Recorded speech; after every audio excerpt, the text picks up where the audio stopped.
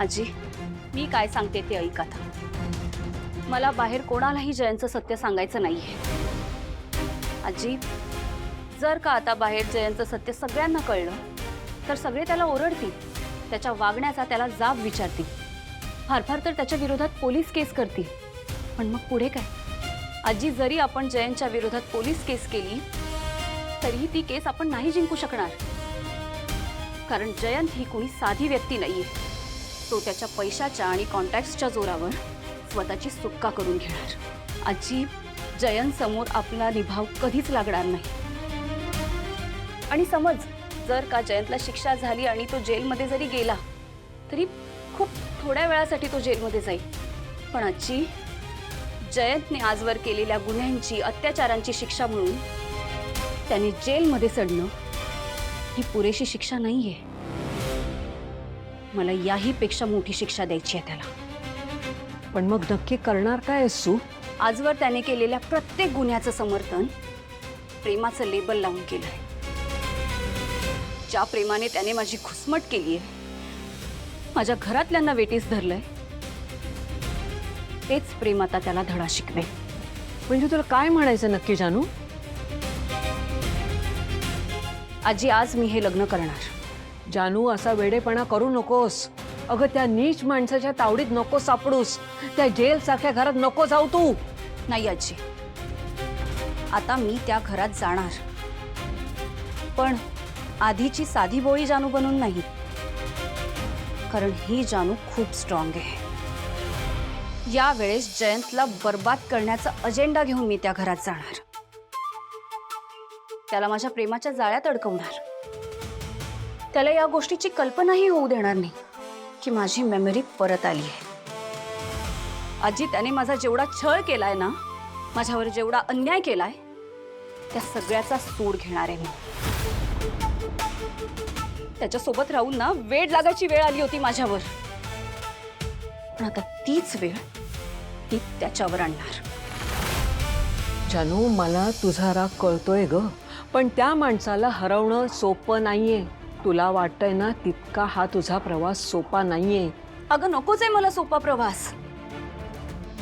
आजी, अगं, अगदी गेल्या वर्षापर्यंत मी कॉलेजमधली एक साधी भोळी अल्लड मुलगी होते. खूप स्वप्न पाहिली होती मी, स्वतःसाठी, माझ्या आई बाबांसाठी, माझ्या करिअरसाठी.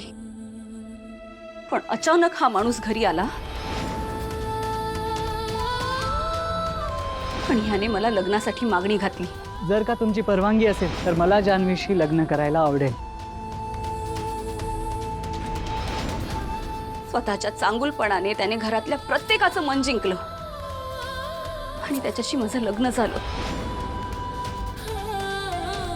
पण आजी, त्यानंतरचा एक एक क्षण मी कशी जगली आहे ना, हे माझं मला माहिती. जेव्हा मी जयंतची बायको बनून त्या घरात राहत होते, त्यानंतरचा प्रत्येक दिवस, प्रत्येक मिनिट, प्रत्येक सेकंड माझी घुसमट होत होती आजी. मी जेव्हा क्रूजवरून उडी मारली तेव्हा मला असं वाटलं होतं की निदान आता तरी माझी त्याच्या तावडीतून सुटका होईल. खरं तर आजी, मला आत्महत्या करायची नव्हती त्या दिवशी, पण त्या जयंतवर गोळी चालवायची हिंमत नाही झाली माझी, आणि म्हणून मी समुद्रात उडी मारली. पण तरीही माझी सुटका झालीच नाही आजी. त्या जयंतच्या भीतीमुळे मला माझ्या घरातल्यांपासून लपून राहावं लागलं. आजी, खूप काही सहन केलंय मी, खूप प्रॉब्लेम्स पार करून इथपर्यंत आले, आणि आता मला कशाचीही भीती वाटत नाही, अगदी मरणाचीही नाही. आता माझं फक्त एकच ध्येय आहे, त्या जयंतला धडा शिकवायचा आहे मला. जानू, खरंच मला या गोष्टींची खूप भीती वाटते बघ. आजी, प्लीज तू माझ्यावर विश्वास ठेव आणि मला आशीर्वाद दे.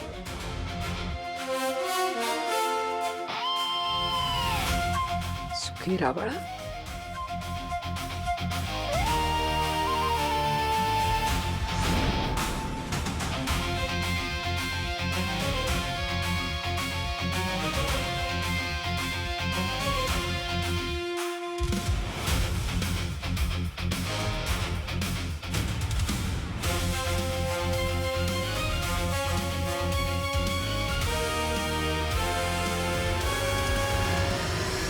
जानू, तुझ्या प्रवासात तुझी आजी तुझ्याबरोबर आहे. जोपर्यंत तू जयंतला धडा शिकवत नाहीस तोपर्यंत कोणालाही कळणार नाही की ही शांता आजी कोमातून बाहेर आली आहे.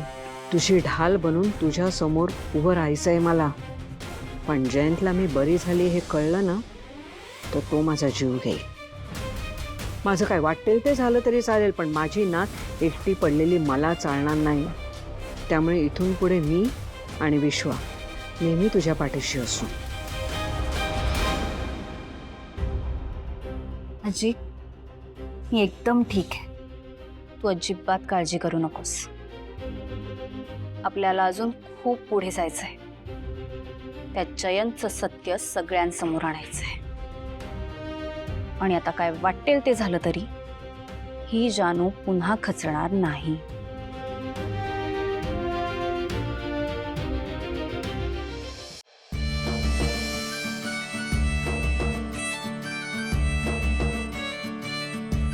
जयेंद्र, आधी हा बघा.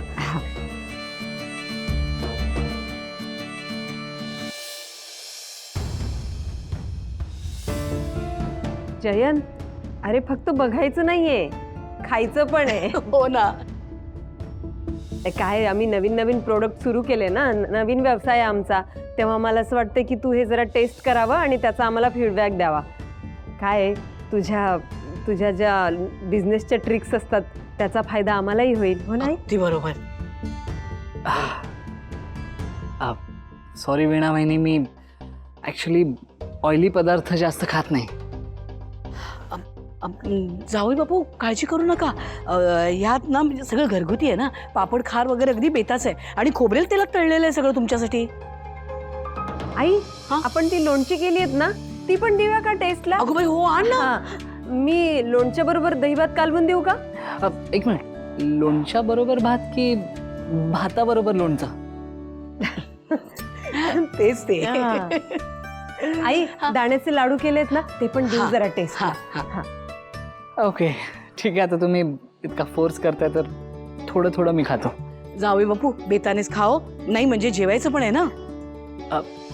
आई, इतकं खाल्ल्यानंतर अजून जेवायचं पण आहे? म्हणजे अर्थात. हो, आईंनी तुझ्या आवडीचं फोडणीचं वरणही केलंय. मग काय.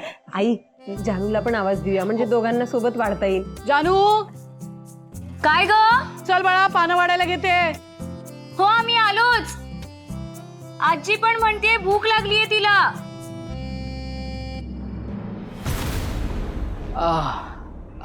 आई, आजींना आता बोलता येत आहे का? नाही नाही, ही आपली जानूची बोलायची पद्धत. सासूबाईंना आता शुद्ध आली आहे, पण अजून बोलत नाहीयेत तशा.